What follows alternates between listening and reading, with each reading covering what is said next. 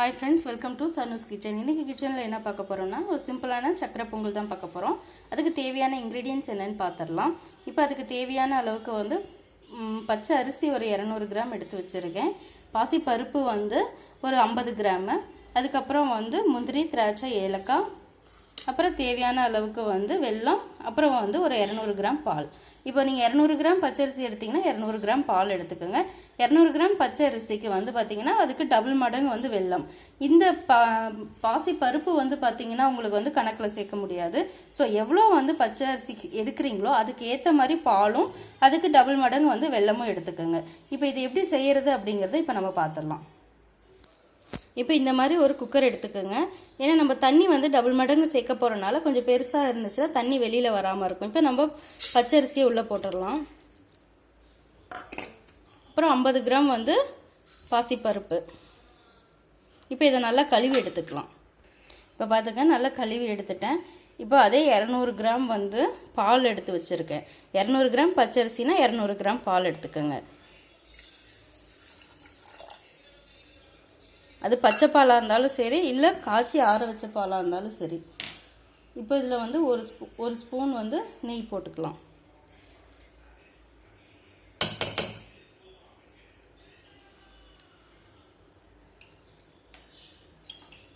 இப்போ இது போட்டாச்சு. இப்போ வந்து 200 கிராம் அப்படிங்கிறப்ப 250 கிராம் வந்து நம்ம வந்து அரிசியை பருப்பு எடுத்து வச்சிருக்கோம். இதுக்கு வந்து 4 கிளாஸ் தண்ணி ஊற்றிக்கலாம். ஏன்னா பொங்கல் வந்து கொஞ்சம் கொல கொலன்னு இருந்தால் தான் ரொம்ப நல்லா இருக்கும்.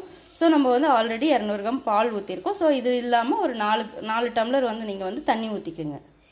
இப்போ பார்த்தீங்கன்னா நான் 4 டம்ளர் தண்ணி, ஆக்சுவலாக வந்து நான் எடுத்த டம்ளரில் வந்து எனக்கு வந்து 1.5 கிளாஸ் வந்து பருப்பும் அரிசியும் ரெண்டும் சேர்த்து, ஸோ 3 கிளாஸ் நம்ம நார்மலாக தண்ணி வைப்போம். ஸோ இதுக்கு வந்து பால் ஒரு கிளாஸ் எக்ஸஸாக ஊற்றிருக்கோம். அது இல்லாமல் ஒரு கிளாஸ் வந்து எக்ஸஸாக தண்ணி ஊற்றிருக்கோம்.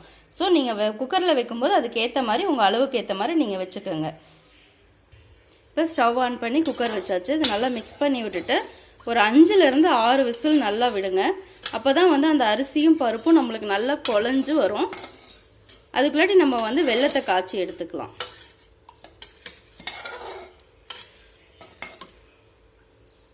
குக்கர் மூடி போட்டு நம்ம ஒரு 5லேருந்து 6 விசில் நல்லா விசில் வச்சு நம்ம எடுத்துக்கலாம். ஸோ இங்கே வந்து குக்கர்லாம் நம்ம வேக வச்சுருக்கோம். இப்போ அது விசில் வரட்டும். அதுக்குள்ளே நம்ம இங்கே வெல்லத்தை காய்ச்சிக்கலாம். இப்போ வெல்லம் முழுகிற அளவுக்கு மட்டும் கொஞ்சமாக தண்ணி ஊற்றிக்கோங்க.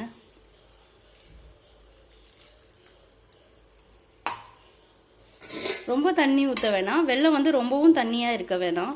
ஏன்னா நம்ம வந்து பொங்கல்லே வந்து பார்த்திங்கன்னா நம்ம தண்ணியாக தான் வச்சுருக்கோம். ஸோ இது கரைஞ்சிரும், நல்லா கரையட்டும். பார்த்தீங்கன்னா வெல்லம் ஓரளவு கரைஞ்சிட்ருக்கு. நான் கொஞ்சம் பெருசாக தட்டிட்டேன். ஸோ அது கரைய கொஞ்சம் லேட் ஆகுது. நீங்கள் நல்லா பொடுசாக தட்டிக்கங்க, உங்களுக்கு டக்குன்னு கரைஞ்சிரும். இது நல்லா கரையிட்டும். ஒரு கம்பி பதம் வர வரையும் நம்ம வந்து அதை கொதிக்க வச்சு எடுத்து வச்சுக்கணும். இப்போ நல்லா வெல்லம் கரைஞ்சிருச்சு.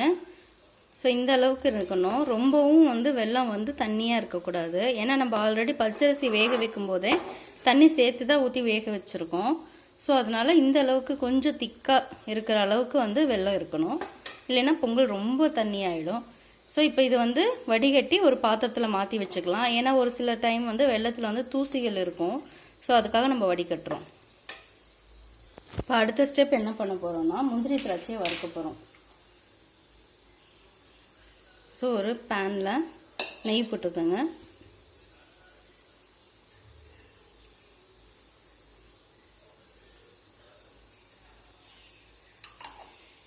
நெய் நல்லா உருகி வரட்டும்.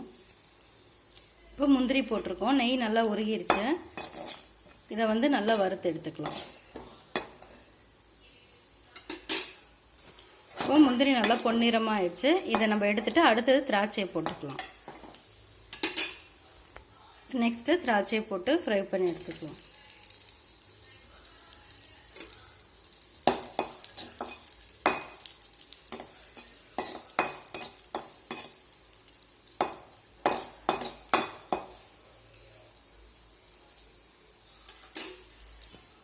திராட்சை நல்லா உப்பி வந்துருச்சு. இப்போ இதையும் ஒரு பிளேட்டில் மாற்றிக்கலாம். இப்போ பாருங்கள் பொங்கல் பாருங்கள் இந்த அளவுக்கு தண்ணியாக இருக்குது. அதனால தான் சொன்னேன் வெல்லம் வந்து கொஞ்சம் திக்காக காய்ச்சிக்கோங்க அப்படின்னு சொல்லிட்டு. ஸோ இந்த மாதிரி இருந்தால் தான் நம்மளுக்கு சாப்பிட்றதுக்கு நல்லாயிருக்கும். நீங்கள் வெல்லம் ஊற்றும் போது இன்னும் கொஞ்சம் அது வந்து தண்ணியாகும். ஸோ இந்த மாதிரி ஸ்டேஜில் எடுத்துக்கலாம். இப்போது நான் பொங்கலை வந்து ஒரு தவாவில் மாற்றிட்டேன். நீங்கள் குக்கர்லேயே பண்ணுறதுன்னா அப்படியே குக்கர்லேயே நீங்கள் வச்சு பண்ணிக்கலாம்.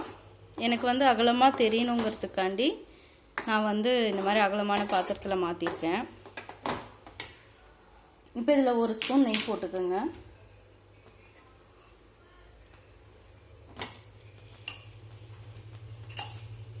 அடுப்பை வந்து சிம் பண்ணிடுங்க.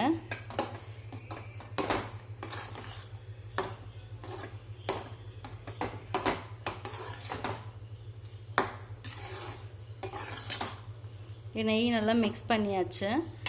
இப்போ நம்ம எடுத்து வச்சுருக்க வடிகட்டி எடுத்து வச்சுருக்க வெல்லத்தை இதில் ஊற்றிக்கலாம்.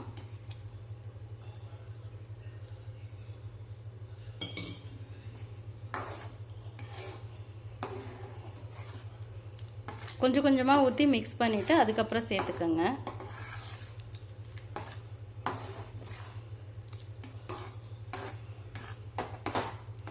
இப்போ பேலன்ஸ் இருக்கிறதையும் ஊற்றிடலாம். ஃபஸ்ட்டு பார்க்குறதுக்கு தண்ணியாக தான் இருக்கும். கொஞ்சம் அது வந்து கொதிக்க கொதிக்க நம்மளுக்கு நல்லா இறுகிரும். ஓரளவுக்கு இறுகி சாப்பிட்றப்போ கரெக்டான பதத்தில் இருக்கும். இப்போ இதை நல்லா மிக்ஸ் பண்ணிக்கலாம். இப்போ பாருங்கள், நல்லா மிக்ஸ் பண்ணியாச்சு. இது நல்லா கொதிக்கணும். கொஞ்சம் தெறிக்கும், மேலையெல்லாம் தெறிக்கும். பட் பார்த்து பக்குவமாக கிளறிக்கோங்க. இந்த ஸ்டேஜில் நம்ம வந்து ஏலக்காய் சேர்க்க போகிறோம். நான் ஏலக்காய் வந்து ஆல்ரெடி பொடி பண்ணி வச்சுருக்கேன், சர்க்கரையோடு ஆட் பண்ணி. உங்களுக்கு ஏலக்காய் வந்து நீங்கள் பொடி பண்ணி வைக்கலைன்னா ஏலக்காய் வந்து நார்மலாக தட்டி போட்டுக்கலாம். நான் பொடி பண்ணி வச்சுருக்கேன்.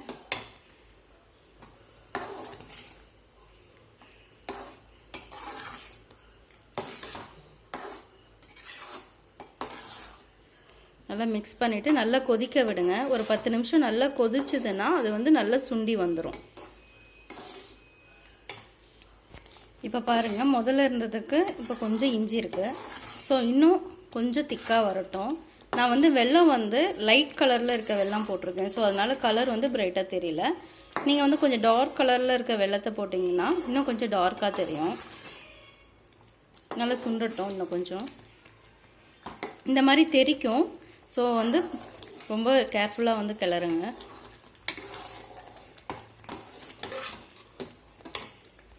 இப்போ இந்த ஸ்டேஜில் கொஞ்சமாக சால்ட்டு, இவ்வளோதான். ஏன்னா ஸ்வீட் எடுத்து கொடுக்கும், அதுக்காக சால்ட் சேர்க்குறோம். எப்போவுமே எல்லா ஸ்வீட்லேயும் கொஞ்சமாக சால்ட்டு சேர்த்துக்கிட்டிங்கன்னா அந்த ஸ்வீட்டை வந்து நல்லா பிரைட்டாக இன்னும் நம்மளுக்கு சாப்பிட்றதுக்கு நல்லா எடுத்து கொடுக்கும். அது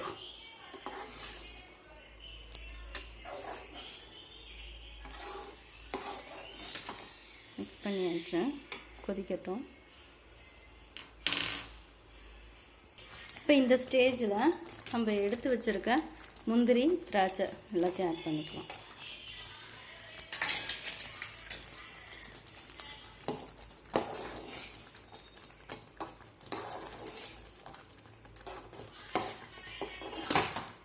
இப்போ இது வந்து கொஞ்சம் கொல கொலன்னு தண்ணி மாதிரி இருக்குது. பட் இது என்னென்னா கொஞ்சம் நீங்கள் ஆற விட்டு பார்க்குறப்ப கொஞ்சம் இஞ்சிரும். அப்போ சாப்பிட்றதுக்கு கரெக்டாக இருக்கும். நீங்கள் சாப்பிட்ற டைமுக்கு கரெக்டாக இருக்கும். இப்போ சூடாக இருக்கனால கொஞ்சம் தண்ணியாக இருக்குது.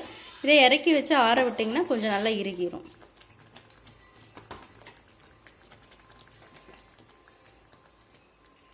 இப்போது இதில் 1 ஸ்பூன் மறுபடியும் நெய் சேர்த்துக்கலாம். மொத்தமே 4 ஸ்பூன் தான் நெய் போட்டிருக்கேன் நான். அவ்வளோதான். இதை மிக்ஸ் பண்ணிவிட்டு நம்ம ஸ்டவ் ஆஃப் பண்ணிடலாம்.